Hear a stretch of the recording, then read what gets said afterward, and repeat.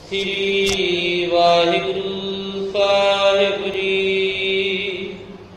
ਇਸ ਤੇ ਪਰੇ ਲਾਭ ਕਿਆ ਹੈ। ਸਤਿਗੁਰੂ ਗੁਰੂ ਕਲਗੀਧਰ ਮਹਾਰਾਜ ਗਰੀਬਨਵਾਜ ਗੁਰੂ ਕੇ ਸਿੰਘ ਮੈਦਾਨੇ ਜੰਗ ਵਿੱਚ ਆਏ ਔਰ ਉਧਰ ਪਹਾੜੀ ਰਾਜੇ ਜਿਹੜੇ ਨੇ ਉਹ ਵੀ ਮਨ ਵਿੱਚ ਬੜੇ ਸਲਾਹ ਮਸ਼ਵਰੇ ਕਰਨ ਲੱਗੇ ਕਿ ਅਸੀਂ ਗੁਰੂ ਗੋਬਿੰਦ ਸਿੰਘ ਸਾਹਿਬ ਜੀ ਮਹਾਰਾਜ ਜੀ ਦੇ ਸਿੰਘਾਂ ਦੇ ਨਾਲ ਹੁਣ ਜੂਝਾਂਗੇ। ਜੇ ਅਸੀਂ ਜੂਝਾਂਗੇ ਤਾਂ ਸਾਡੀ ਜਿੱਤ ਹੋ ਜਾਵੇਗੀ, ਜੇ ਅਸੀਂ ਨਹੀਂ ਜੂਝਾਂਗੇ ਹੋ ਸਕਦਾ ਹੈ ਸਾਡੇ ਕਰਮਾਂ ਵਿੱਚ ਖੁਦਾ ਨੇ ਜਿੱਤ ਲਿਖੀ ਹੋਵੇ। ਜੇ ਅਸੀਂ ਵਾਪਸ ਮੁੜ ਜਾਵਾਂਗੇ ਲੋਕਾਂ ਨੇ ਸਾਨੂੰ ਜਿਉਣ ਨਹੀਂ ਦੇਣਾ ਹੈ। ਸਾਡਾ ਰਾਜ ਭਾਗ ਉਸ ਜਾਵੇਗਾ, ਲੁਟੇਰਿਆਂ ਨੇ ਸਾਡਾ ਰਾਜ ਭਾਗ ਲੁੱਟ ਲੈਣਾ, ਸਾਡਾ ਪ੍ਰਭਾਵ ਸੰਸਾਰ ਤੋਂ ਖਤਮ ਹੋ ਜਾਵੇਗਾ। ਉਹ ਇਸ ਤਰ੍ਹਾਂ ਮਨ ਵਿੱਚ ਖਿਆਲ ਕਰਦੇ ਹਨ, ਡਰਦੇ ਹੋਏ ਲੜ ਰਹੇ।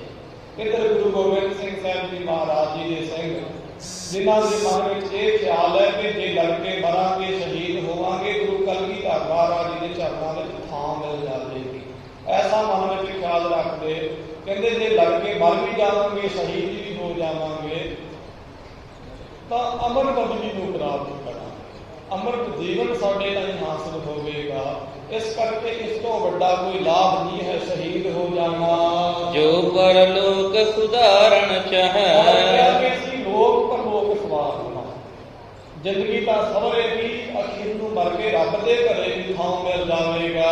ਦਰਸ਼ਨ ਕਰ ਕਰ ਭੋਜਨ ਖਾਏ। ਸਤਿਗੁਰੂ ਜੀ ਮਹਾਰਾਜ ਜੀ ਦੇ ਦਰਸ਼ਨ ਕੀਤੇ ਖਾਲਸੇ ਨੇ ਮਨ ਵਿੱਚ ਲੜਨ ਮਰਨ ਦਾ ਚਾਅ ਔਰ ਰਾਤ ਦਾ ਪ੍ਰਸ਼ਾਦ ਪਾਣੀ ਛਕਿਆ। ਬੋਹਰ ਮੋਰਚੇ ਸਿੰਘ ਸਿਧਾਏ। ਇਸ ਤਰ੍ਹਾਂ ਮੇਰੇ ਗੁਰੂ ਕੇ ਸਿੰਘ ਪ੍ਰਸ਼ਾਦ ਪਾਣੀ ਛਕ ਕੇ ਤਿਆਰ ਹੋ ਕੇ ਕਲਗੀਧਰ ਮਹਾਰਾਜ ਜੀ ਦੀ ਦੀਦਾਰ ਕਰਕੇ ਦੁਬਾਰਾ ਫਿਰ ਆਪੋ ਆਪਣੇ ਮੋਰਚਿਆਂ ਵਿੱਚ ਪਹੁੰਚੇ ਹਨ। ਕਸੇ ਤੁਫੰਗਣ ਆਧੇ ਖਰੇ। ਇਹਦੇ ਬਹੁਤ ਸਾਰੇ ਸਿੰਘ ਜਿਹੜੇ ਨੇ ਬੰਦੂਕਾਂ ਕੱਸ ਕੇ ਤਿਆਰ ਹੋ ਕੇ ਖੜੇ ਹੋਏ ਹਨ। ਆਧੇ ਨਿਸ ਆਰਾਮ ਤੂੰ ਕਰੇ। ਅੱਧੇ ਸਿੰਘ ਜਿਹੜੇ ਨੇ ਉਹ ਆਰਾਮ ਕਰ ਲੈਂਦੇ ਹਨ, ਅੱਧੇ ਪਹਿਰੇ ਤੇ ਖੜਦੇ ਨੇ ਕਿ ਰਾਤ ਕਿਸੇ ਵੇਲੇ ਵੀ ਹੱਲਾ ਹੋ ਸਕਦਾ ਹੈ, ਤੇ ਅੱਧੇ ਸਿੰਘ ਜਿਹੜੇ ਆਰਾਮ ਕਰ ਲੈਂਦੇ ਹਨ। ਭਇਓ ਖੇਤ ਬਿਕਰਾਲ ਵਿਸਾਲਾ।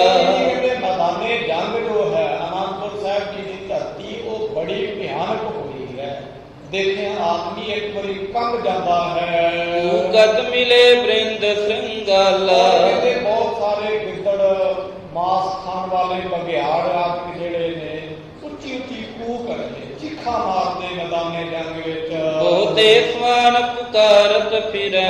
ਬਹੁਤ ਸਾਰੇ ਕੁੱਤੇ ਜਿਹੜੇ ਨੇ ਉਹ ਵੀ ਪੁਕਾਰਦੇ ਹਨ। ਸੂਰਮਿਆਂ ਦਾ ਮਾਸ ਨੋਚ ਨੋਚ ਕੇ ਉਹ ਖੂਨ ਪੀ ਰਹੇ ਹਨ। ਸੂਰਨ ਆਮਿਕ ਭਖੀਆਂ ਕਰੈ। ਸੂਰਮਿਆਂ ਦੇ ਹੱਡ ਮਾਸ ਚੰਮ ਖਾ ਰਹੇ ਹਨ। ਭੂਤਨ ਪ੍ਰੇਤਨ ਪਾਏ ਤੁਮਾਰੇ।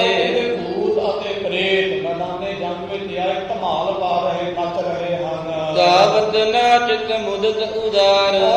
ਭੂਤ ਪ੍ਰੇਤ ਜਿਨ੍ਹਾਂ ਨੂੰ ਮੌਤ ਚੰਗੀ ਲੱਗਦੀ ਹੈ ਸਾਧ ਸੰਗਤ ਜੀ, ਉਹ ਪ੍ਰੇਤਾਂ ਆਣ ਕੇ ਮੈਦਾਨੇ ਜੰਗ ਵਿੱਚ ਉੱਚੀ ਉੱਚੀ ਨੱਚ ਰਹੀਆਂ ਹਨ। ਸਿਰ ਕੇ ਪਰ ਖੰਡਾਏ ਕਰਾਲੇ। ਇਸੇ ਤਰ੍ਹਾਂ ਭੂਤ ਪ੍ਰੇਤ ਜਿਹੜੇ ਨੇ ਸਰੀਰ ਧਾਰਨ ਕਰਕੇ ਸਿਰ ਦੇ ਵਾਲ ਖਿਲਾਰ ਕੇ ਇੱਕ ਵਾਰੀ ਤੇ ਧਮਾਲਾਂ ਪਾ ਕੇ ਨੱਚ ਰਹੇ ਹਨ। ਮਿਲੀ ਜੋਗਣੀ ਸ਼ਬਦ ਉਠਾਲੇ। ਬਹੁਤ ਸਾਰੀਆਂ ਜੋਗਣੀਆਂ ਖੂਨ ਪੀਣ ਵਾਲੀਆਂ ਉਹ ਵੀ ਮਿਲੀਆਂ, ਬੜਾ ਭਿਆਨਕ ਜਿਹਾ ਸ਼ਬਦ ਉਠਾ ਰਹੀਆਂ ਹਨ। ਸੰਧਿਆ ਸਮੈ ਲਏ ਗਨ ਸਾਰੇ।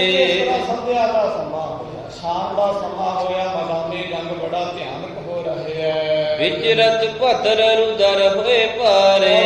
ਸ਼ਿਵਜੀ ਜਿਹੜਾ ਹੈ ਆਪਣੇ ਗਣ ਲੈ ਕੇ ਮੈਦਾਨੇ ਜੰਗ ਵਿੱਚ ਉਹ ਨੱਚ ਰਿਹਾ। ਸੂਰਮਿਆਂ ਦੇ ਸਿਰ ਦੀ ਮਾਲਾ ਲੈ ਕੇ ਆਪਣੇ ਗਲ ਵਿੱਚ ਪਰੋਈ ਹੋਈ ਸ਼ਿਵਜੀ ਨੇ। ਧੁਕ ਧੁਕ ਉਠੇ ਮਸਾਨ ਵਹਾਨੇ। ਮੈਦਾਨੇ ਜੰਗ ਦੇ ਵਿੱਚ ਮਸਾਲਾਂ ਜਗਦੀਆਂ ਹਨ, ਉਹਨਾਂ ਦੀ ਬੜੀ ਆਵਾਜ਼ ਆ ਰਹੀ ਹੈ। ਔਰ ਮਸਾਨ ਭੂਤ ਪ੍ਰੇਤ ਜਿਹੜੇ ਨੇ ਜਿਵੇਂ ਮਸਾਨਾਂ ਦੇ ਵਿੱਚ ਬੜੀਆਂ ਵਿੱਚ ਨੱਚਦੇ ਹਨ, ਇਸ ਤਰ੍ਹਾਂ ਮੈਦਾਨੇ ਜੰਗ ਵਿੱਚ ਨੱਚ ਰਹੇ। ਸੂਰਮਿਆਂ ਦੇ ਜ਼ਖਮ ਜਿਹੜੇ ਨੇ ਉਹਨਾਂ ਵਿੱਚੋਂ ਭੱਕਾ ਭੱਕ ਦੀ ਆਵਾਜ਼ ਆ ਰਹੀ ਹੈ। ਬੋਲਤ ਹੜ ਸੁਨੀਅਤ ਭੈ ਮਾਨੇ। ਮਸਾਨ ਜਿਹੜੇ ਨੇ ਉਹ ਹੜ ਹੜਾ ਕੇ ਹੱਸ ਰਹੇ ਹਨ, ਬੋਲ ਰਹੇ ਨੇ, ਜਿਨ੍ਹਾਂ ਦੀ ਆਵਾਜ਼ ਬੜੀ ਭਿਆਨਕ ਬੜੀ ਡਰਾਉਣੀ ਹੈ। ਸ਼੍ਰੋਣਤ ਕੋ ਕਰਦਮ ਰਜ ਰਾਛਾ। ਮੈਦਾਨੇ ਜੰਗ ਜੋ ਹੈ ਸੂਰਮਿਆਂ ਦੇ ਖੂਨ ਤੇ ਮਿੱਟੀ ਦੇ ਨਾਲ ਚਿੱਕੜ ਹੋਇਆ ਪਿਆ। ਘੋੜੇ ਤੇ ਸੂਰਮੇ ਜਿਹੜੇ ਨੇ ਤਿਲ ਤਿਲ ਕੇ ਡਿੱਗਦੇ ਨੇ। ਇੰਨਾ ਭਿਆਨਕ ਜੰਗ ਮਚਿਆ ਅਨੰਦਪੁਰ ਸਾਹਿਬ। ਕਿਤ ਕਿਤ ਕਾਇਣ ਹਾਏ ਉਬਾਚਾ, ਕੋਈ ਜ਼ਖਮੀ ਪਏ ਹਨ ਜਿਨ੍ਹਾਂ ਦੀ ਸਾਰ ਸੰਭਾਲ ਕਰਨ ਵਾਲਾ ਕੋਈ ਨਹੀਂ। ਹਾਏ ਮਾਂ ਦੀ ਮੂੰਹ ਵਿੱਚੋਂ ਆਵਾਜ਼ ਕੱਢਦੇ ਹਨ, ਪਰੇ ਤੁਰੰਗਮ ਧਰਣੀ ਪਰੇ। ਬਹੁਤ ਸਾਰੇ ਘੋੜੇ ਜਿਹੜੇ ਨੇ ਮੈਦਾਨੇ ਜੰਗ ਵਿੱਚ ਗੋਲੀਆਂ ਤੇ ਤੀਰਾਂ ਦੇ ਨਾਲ ਮਰੇ ਹੋਏ, ਉਹ ਧਰਤੀ ਉੱਪਰ ਲੇਟੇ ਹੋਏ ਹਨ। ਪਲ ਪੱਖੀ ਪਲ ਭਖਣ ਕਰੇ। ਜਿਹੜੇ ਪੰਛੀ ਮਾਸ ਖਾਣ ਵਾਲੇ ਹਨ, ਜਿਵੇਂ ਇੱਲਾਂ, ਗਿਰਜਾਂ ਔਰ ਇਸੇ ਤਰ੍ਹਾਂ ਬਾਜ, ਚੁਰਗਾ, ਕੁਹੀਆ, ਇਹ ਜਿਹੜੇ ਮਾਂਸਾਹਾਰੀ ਪੰਛੀ ਹਨ, ਉਹ ਮੈਦਾਨੇ ਜੰਗ ਵਿੱਚ ਆਣ ਕੇ ਸੂਰਮਿਆਂ ਦਾ ਮਾਸ ਖਾ ਰਹੇ ਹਨ। ਜੁਦੇ ਮੁੰਡ ਕਹੂੰ ਰੁੰਡ ਕਰਾਲੇ। ਕਿਧਰੇ ਕਿਸੇ ਦਾ ਸਿਰ ਵੱਢਿਆ ਹੋਇਆ ਪਿਆ ਹੈ ਔਰ ਕਿਸੇ ਦਾ ਧੜ ਜਿਹੜਾ ਹੈ ਉਹ ਖਾਲੀ ਧਰਤੀ ਪਰ ਪਿਆ ਹੋਇਆ ਹੈ। ਖੜਗ ਸਮੇਤ ਹੱਥ ਕੱਟ ਡਾਲੇ। ਕਿਸੇ ਦੇ ਹੱਥ ਵਿੱਚ ਤਲਵਾਰ ਪਕੜੀ ਮੈਦਾਨੇ ਜੰਗ ਵਿੱਚ ਲੜਨ ਵੇਲੇ, ਦੂਜੇ ਨੇ ਤਲਵਾਰ ਮਾਰੀ, ਉਹਦਾ ਹੱਥ ਕੱਟਿਆ ਗਿਆ, ਮੌਤ ਹੋ ਗਈ। ਔਰ ਮਰੇ ਹੋਏ ਹੱਥ ਵਿੱਚ ਤਲਵਾਰ ਪਕੜੀ। ਇੰਨਾ ਹੱਠ ਹੈ ਕਿ ਮਰਦੇ ਹੋਏ ਵੀ ਤਲਵਾਰਾਂ ਨਹੀਂ ਛੱਡਦੇ ਹਨ। ਕਹੂੰ ਚਰਨ ਕਹੂੰ ਜੰਗ ਕਟੇ ਹਨ। ਕਹਿੰਦੇ ਮੈਦਾਨੇ ਜੰਗ ਵਿੱਚ ਕਿਸੇ ਦੀ ਲੱਤ ਕੱਟੀ ਪਈ ਹੈ, ਕਿਸੇ ਦੀ ਬਾਂਹ ਕੱਟੀ ਪਈ ਹੈ। ਕਿਤ ਕਟਾਰ ਸਨ ਪੇਟ ਫਟੇ ਹਨ। ਕਿਸੇ ਦਾ ਕਟਾਰ ਦੇ ਨਾਲ ਪੇਟ ਹੀ ਪਾੜਿਆ, ਢਿੱਡ ਪਾੜਿਆ ਹੋਇਆ।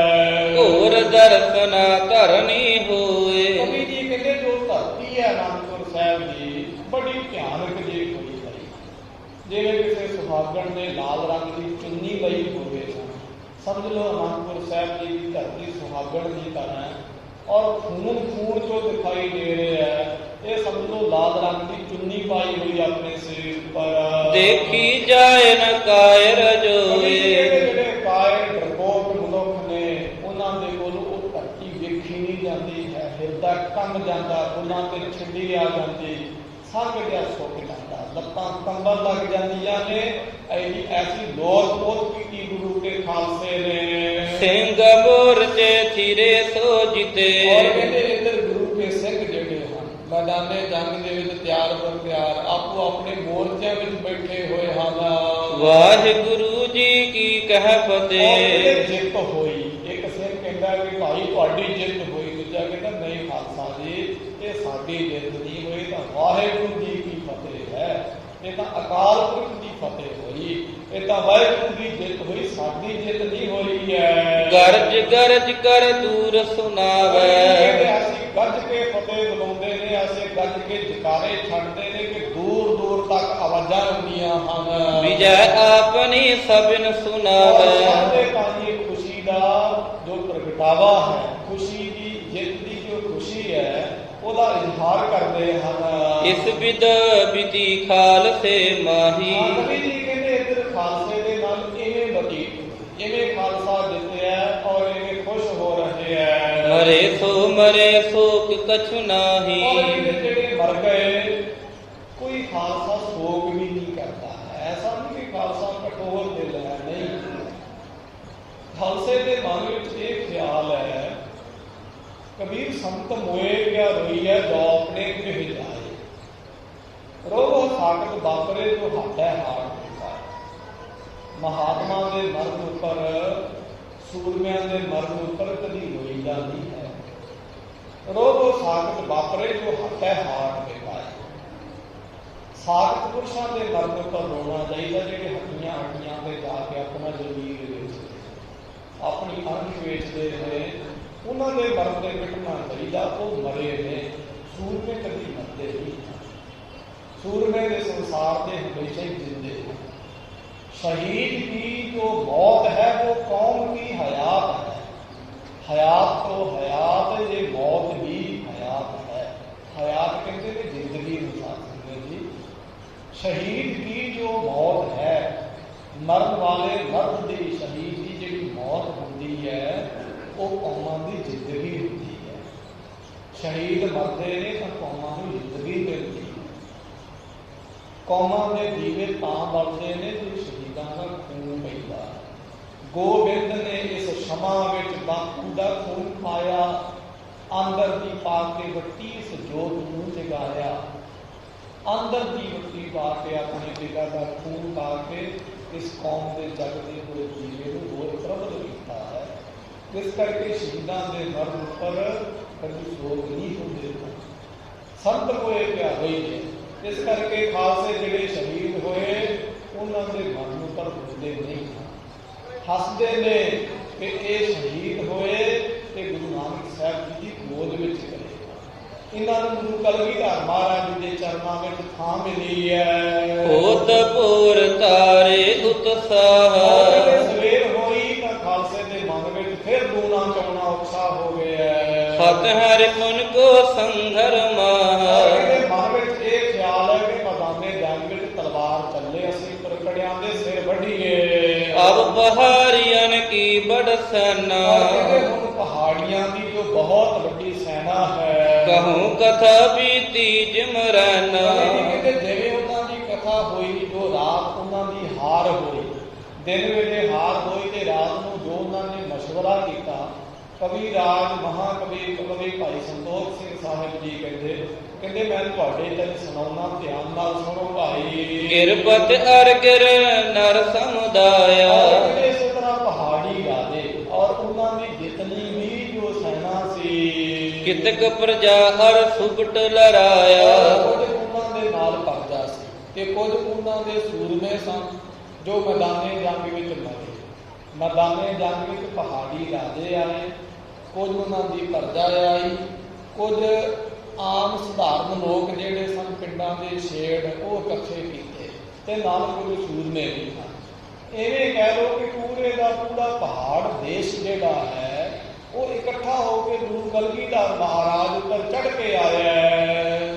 ਕਿਤਕ ਪ੍ਰਜਾ ਹਰ ਸੁਬਟ ਲਰਾਇਆ, ਕੁਝ ਪਰਜਾ ਦੀ ਆਮ ਛੇੜ ਔਰ ਕੁਝ ਸੂਰਮੇ ਉਹਨਾਂ ਨੇ ਲੜਾਏ ਹਨ। ਦੋਹਰਾ ਲਾਜ ਸੋਗ ਸਭ ਮੈਂ ਪਇਓ, ਚਿੰਤਾ ਹਿਰਦੈ ਉਮ ਉਪਾਹੇ। ਕਹਿੰਦੇ ਇਸ ਤਰ੍ਹਾਂ ਸਾਰਿਆਂ ਨੂੰ ਜਿੱਥੇ ਗਮ ਹੈ ਉੱਥੇ ਸ਼ਰਮ ਵੀ ਹੈ।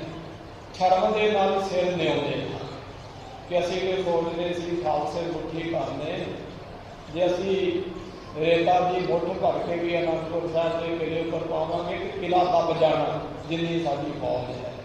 ਲੇਕਿਨ ਹੋਇਆ ਬਿਲਕੁਲ ਉਲਟਾ। ਸਾਡੇ ਕਿੰਨੇ ਮਰੇ ਉਹ ਗਿਣੇ ਵੀ ਨਹੀਂ ਗਏ ਹਨ ਔਰ ਖਾਲਸਿਆਂ ਦੇ ਸਿੰਘ ਜਿਹੜੇ ਨੇ ਉਹ ਨਾਮਾਤਰ ਸਿਰਫ ਸ਼ਹੀਦ ਹੋਏ। ਇਸ ਕਰਕੇ ਮਨ ਵਿੱਚ ਸ਼ਰਮ ਵੀ ਆਉਂਦੀ ਹੈ, ਸ਼ਰਮ ਦੇ ਨਾਲ ਵੀ ਸਿਰ ਝੁਕਦਾ ਔਰ ਬਹੁਤ ਚਿੰਤਾ ਵੀ ਹੈ ਮਨ ਵਿੱਚ ਕਿ ਕੀ ਹੋਵੇਗਾ ਸਾਡੇ ਨਾਲ। ਸੁਨਹੁ ਵਾਰਤਾ ਤਿਨਹੁ ਕੀ ਗਨ ਸਰੋਤਾ ਚਿਤ ਲਾਏ। ਇਸ ਤਰ੍ਹਾਂ ਉਹਨਾਂ ਦੇ ਮਨ ਵਿੱਚ ਬਹੁਤ ਜ਼ਿਆਦਾ ਸ਼ੋਕ ਹੈ, ਚਿੰਤਾ ਹੈ, ਝੋਰਾ ਹੈ, ਪਛਤਾਵਾ ਹੈ। ਕਹਿੰਦੇ ਉਹਨਾਂ ਦੇ ਨਾਲ ਜੋ ਬਤੀਤ ਹੋਈ ਸੁਣੋ। ਦੋਹਰਾ ਭੀਮ ਚਾਂਦ ਬਿਨ ਆਨੰਦ ਕੇ ਦੇਖ ਰਿਓ ਬਿਸਮਾਏ। ਮੁਖੀ ਰਾਜਾ ਸੀ ਰਾਜਾ ਭੀਮ ਚੰਦ। ਜਦੋਂ ਇਹਨੇ ਦੇਖਿਆ ਮੈਦਾਨੇ ਜੰਗ ਵਿੱਚ ਲੋਥਾਂ ਤੇ ਲੋਥਾਂ ਚੜ੍ਹੀਆਂ ਹੋਈਆਂ, ਘੋੜੇ ਮਰੇ ਹੋਏ, ਸੂਰ ਕੁੱਤੇ ਇਤਿਆਦਿਕ ਜੰਗਲੀ ਸੂਰ ਬਘਿਆੜ ਇਤਿਆਦਿਕ ਜਿਹੜੇ ਸੂਰਮਿਆਂ ਦਾ ਮਾਸ ਨੋਚ ਨੋਚ ਕੇ ਖਾ ਰਹੇ, ਇੱਲਾਂ ਗਿਰਜਾਂ ਮਾਸ ਹੱਡੋ ਰੋੜਾ ਸਮਝ ਕੇ ਸੂਰਮਿਆਂ ਦਾ ਮਾਸ ਖਾ ਰਹੇ, ਲਹੂ ਪੀ ਰਹੀਆਂ ਜੋਗਣੀਆਂ।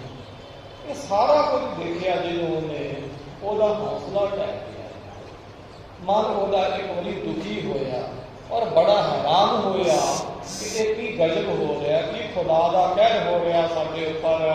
ਵੀਰ ਹਜ਼ਾਰੋ ਪਚ ਰਹੇ ਲੋਥ ਨਹੀਂ ਕਿਮ ਲਿਆਏ। ਹੈਰਾਨ ਇਸ ਗੱਲ ਤੋਂ ਹੈ ਕਿ ਹਜ਼ਾਰਾਂ ਹੀ ਮੇਰੇ ਸੂਰਮੇ ਮਰ ਗਏ।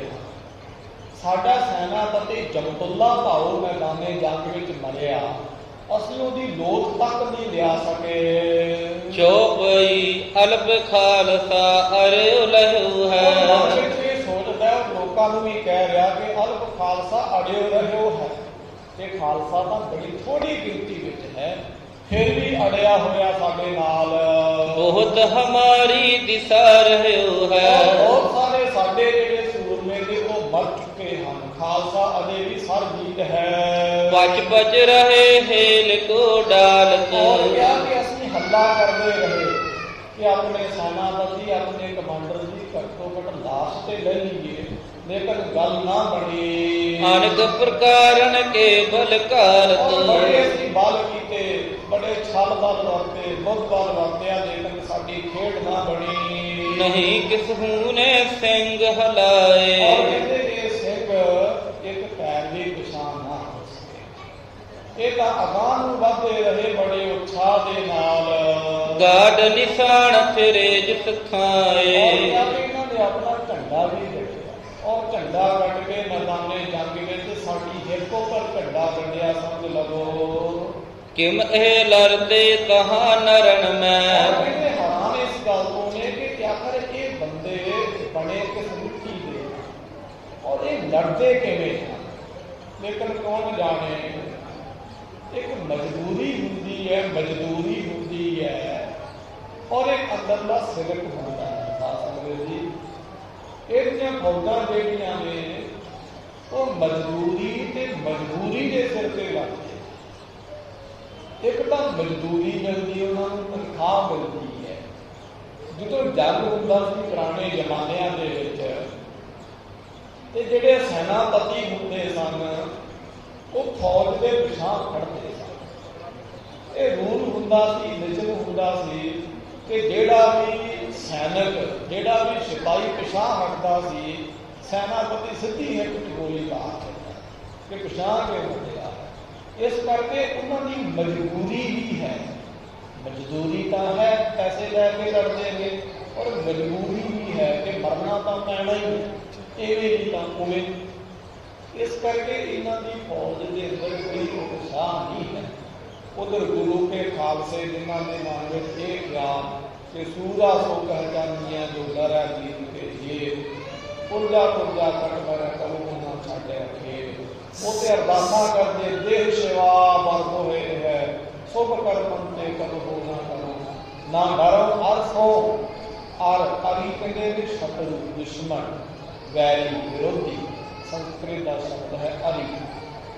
ना डरो हर सो, जब जाए डरो निश्चय कर अपनी जीत कर। कि दुश्मन के नाल जदों जाके लड़ा तो हराना।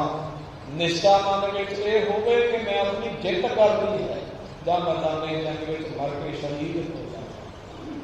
उन्होंने मन में ऐसा तवक्का है, ऐसा सिदक है, ऐसी भावना है, ऐसी मनोत है। इस करके खालसे गांव को वध बढ़ के लड़ते और चावां के नाल लड़ते हैं। उन्होंने शरीर पर तलवार भी गजती है तो जोश आता है। जख्म जेड़े ने जख्म नहीं, मलम वांगू महसूस होते हैं। इस करके वो हैरान है कि ये खालसे बने किस मिट्टी के।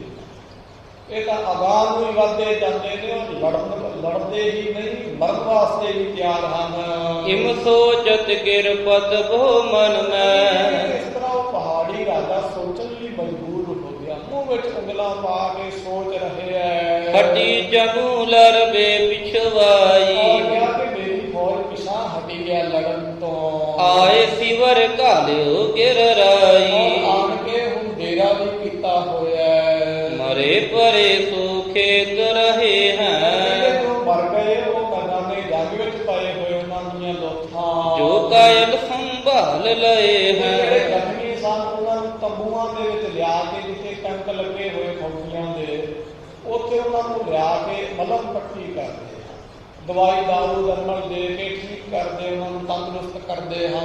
थकत सूर में सकल तुरंगन, सूर में भी थके और घोड़े वो भी थके हुए हैं। मुर जाने मुख सिथले अंगर, मरजाने मुख मुंह मरजाए हुए और सिथले अंगर, अंग भी सिथल हो गए। जिहड़ा उत्साह होता है ना साथ संगत जी, बहुत बड़ी शक्ति है।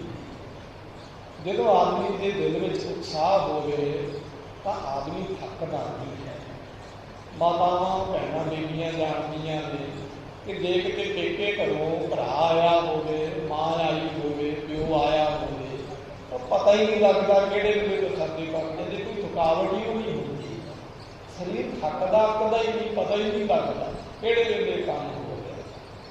खुदा ना खास्ता घर में कोई औखी सौखी घटना घटी होवे ते आटा गुनना भी औखा लगता, हथ दुखते। उत्साह जिहड़ा है ये आदमी को थकन नहीं देता।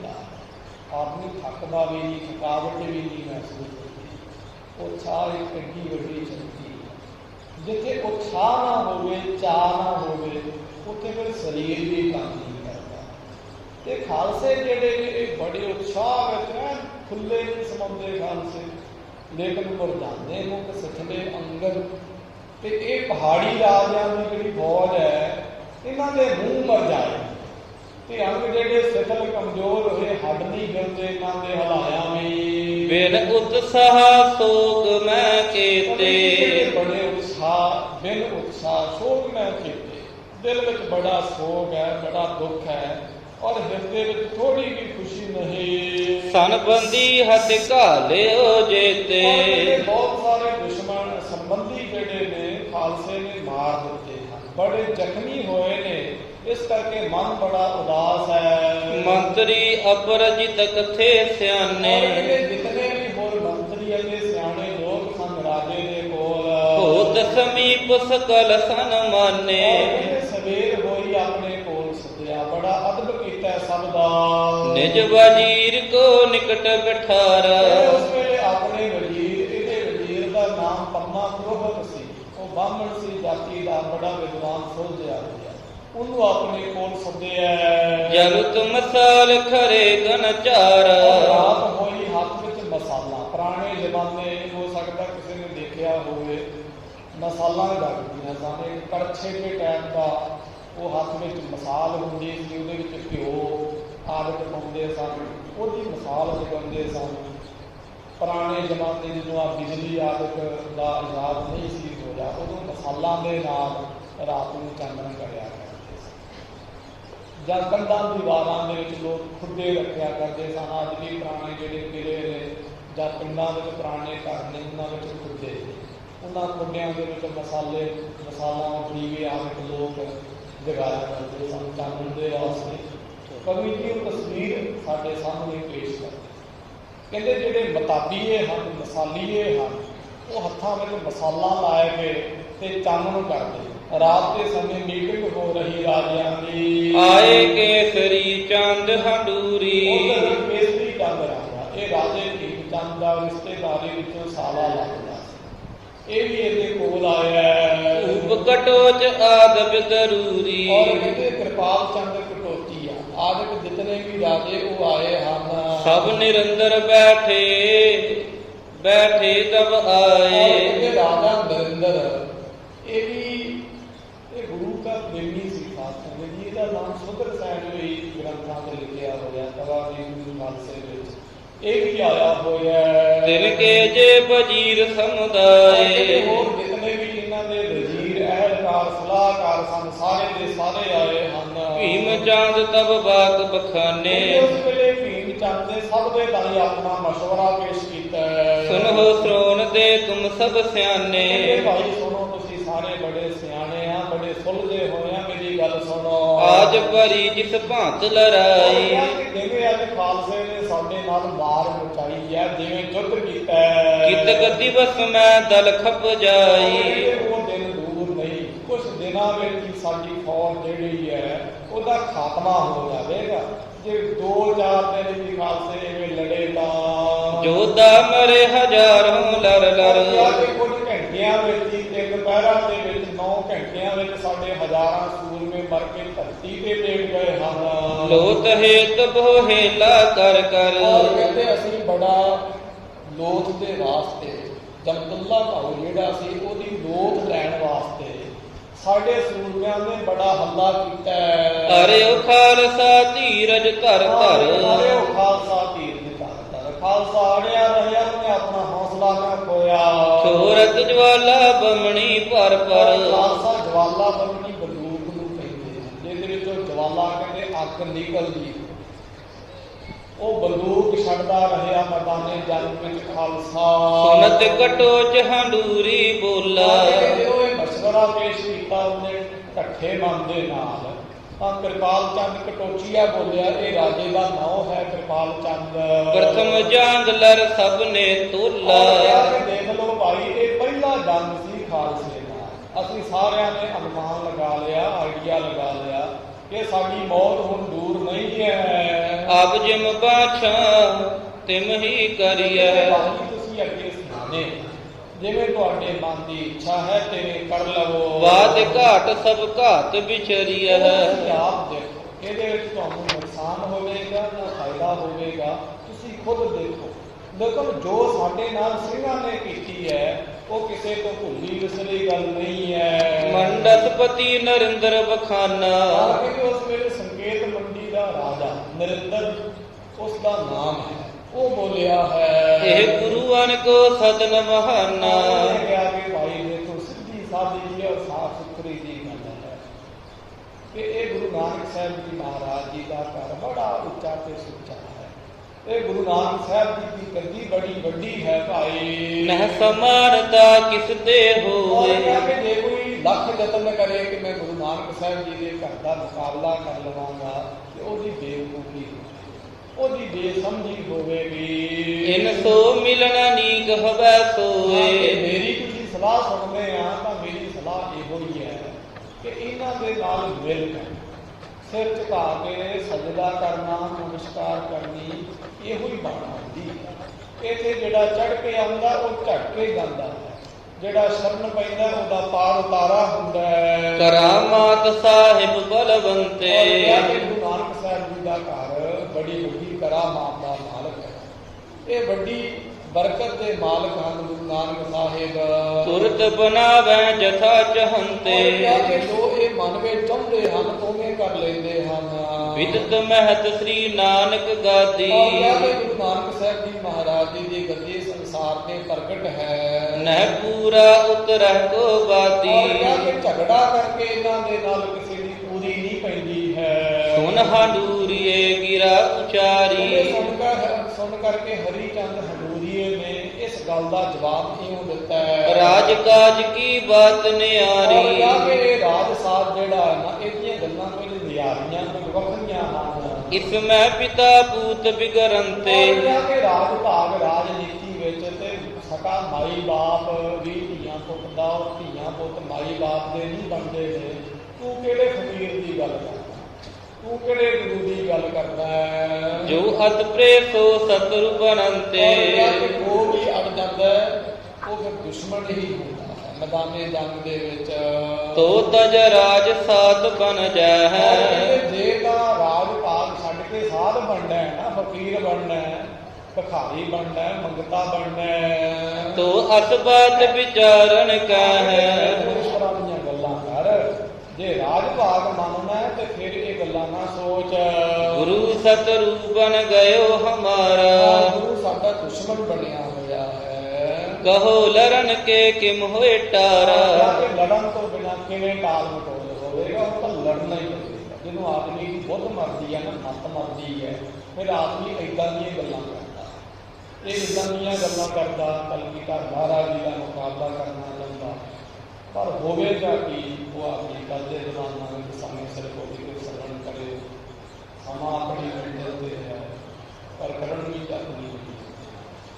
ਗੁਰੂ ਮਹਾਰਾਜ ਜੀ ਦੇ ਜੀਵਨ ਗੁਰਨਾਮ ਦੀ ਕਥਾ ਵਿਚਾਰ ਕਰਦੇ ਹਾਂ। ਕੋਈ ਅਨੇਕ ਪ੍ਰਕਾਰ ਦੀ ਕੋਈ ਸੀਮਾ ਦਾ ਸੁਣੀ ਦੇਵੀ ਜੀ ਲਿਖਿਆ ਗੰਤਨਾ ਸੁਣੀ ਹੈ। ਕਾਠੀ ਪੀਤ ਮਨਸਲ ਜਿਸ ਹੈ ਬੁਝਾਏ ਨਾਨਕਾ ਤੇ ਗੁਲਬ ਨਿਰਮਲ ਬੁੱਧ। ਜੋ ਤਜ ਰਾਜ ਸਾਧ ਬਨ ਜਾਏ। ਤੋ ਅਸ ਬਾਤ ਵਿਚਾਰਨ ਕੈ। ਗੁਰੂ ਸਤਿਗੁਰੂ ਬਨ ਗਇਓ ਹਮਾਰਾ। ਕਹੋ ਲਰਨ ਤੇ ਕਿਮ ਹੋਏ ਟਾਰਾ। ਵਾਹਿਗੁਰੂ ਜੀ ਕਾ ਖਾਲਸਾ, ਵਾਹਿਗੁਰੂ ਜੀ ਕੀ ਫਤਿਹ। ਸਾਹਿਬ ਸਤਿ